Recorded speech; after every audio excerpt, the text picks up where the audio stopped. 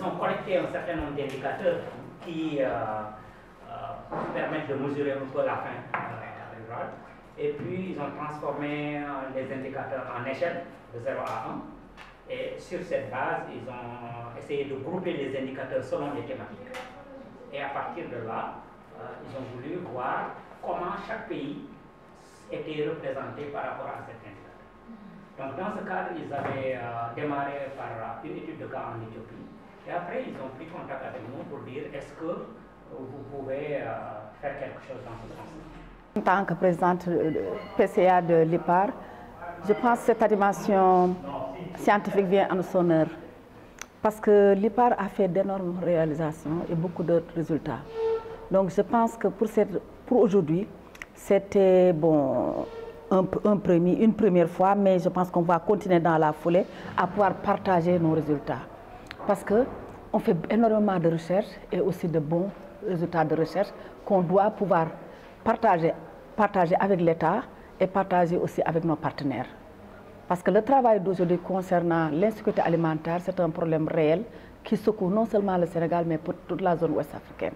Et les résultats ont montré quand même qu'il y a des faiblesses et que le gouvernement, en tant qu'institution, a appuyé et fait beaucoup de choses par rapport à cette insécurité alimentaire, avec des financements.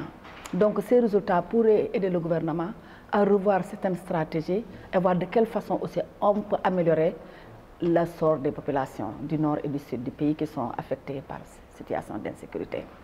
Donc ce qu'on va faire dans les prochains trimestres, c'est de perpétuer cette initiative d'animation, de pouvoir partager les résultats antérieurs et les résultats qui vont suivre. Parce qu'à chaque session, on va inviter maintenant nos partenaires et l'État pour qu'on puisse partager ces résultats, qui puissent les aider dans les politiques publiques à venir. Notre premier client, c'est le ministère de l'Agriculture. Parce que je pense que l'IPAR, comme son nom l'indique, c'est une institution pour la prospective agricole et rurale. Je pense que notre premier partenaire clé, c'est le ministère de l'Agriculture. Maintenant vient le ministre de l'Élevage, le ministre des Finances aussi, en matière de politique publique, parce que c'est le bailleur. C'est le bailleur. Il a besoin de savoir les décisions qu'il va prendre dans le futur par rapport aux résultats de recherche. L'état de la subvention, le problème de l'insécurité alimentaire, les financements qu'on octroie à l'agriculture. Est-ce que ça va réellement au paysanat? Est-ce qu'on peut faire mieux faire plus? Donc je pense que nos résultats quand même, nous avons besoin, et aussi de nos partenaires financiers, parce que nos partenaires financiers sont nos backups et nous aident à faire pas mal de choses. Donc l'État et les partenaires financiers et le monde rural, donc les producteurs, ce sont nos clients. Oui. Nos clients et alliés. Je pense qu'on ne peut pas avancer sans eux. Et tous les résultats qu'on va, c'est pour partager avec eux, pour que leur sort soit amélioré.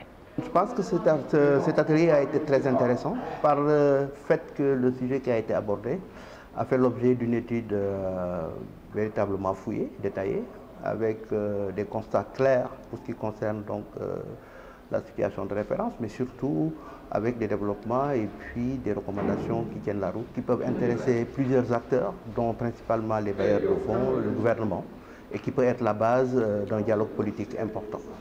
Ça a été une initiative heureuse qu'on a beaucoup recherchée entre donc les résultats des travaux menés par l'ADE, qui est une structure de l'association, et les membres de l'association. Et ça a permis effectivement de nous informer sur les résultats des études qui sont menées. Et ça, c'est assez important en tant que membre de l'association, de pouvoir comprendre ce que fait l'ADE et de pouvoir mieux la représenter dans le cadre de nos rencontres personnelles ou avec, au niveau d'autres audiences où l'ADE n'est pas, de pouvoir, quand on est membre de l'association IPAR, pouvoir expliquer un peu dans les détails tout ce qui a été fait comme recherche et les principaux résultats atteints.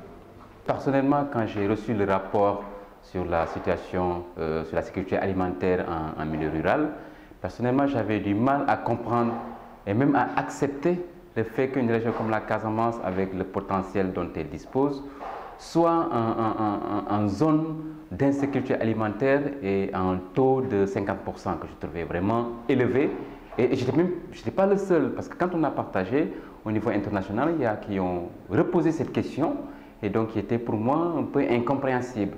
cette animation scientifique aujourd'hui m'a permis d'avoir une meilleure lecture, une meilleure compréhension de cet état de fait et de comprendre effectivement à quoi est liée cette insécurité alimentaire dans la zone sud qui est potentiellement bien lotie. Et je pense que ces résultats gagneraient à être partagés avec les autorités pour une prise en compte au niveau des politiques publiques.